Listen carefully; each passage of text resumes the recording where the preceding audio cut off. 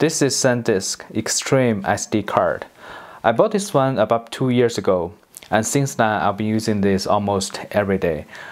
I'm mainly using it for recording 4K videos and the recording speed up to 150 megabytes per second, so it's to its limit. I never had a problem, so I think the quality of the card is supreme. And I want to compare it with the SanDisk Extreme Pro. And I bought 4, and this is the second one have the issue.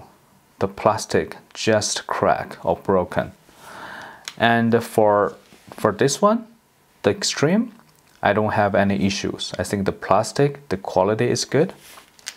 And even the paint is better.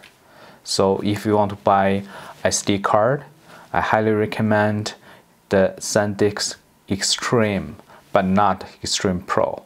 Hope this video is helpful. Thank you for watching.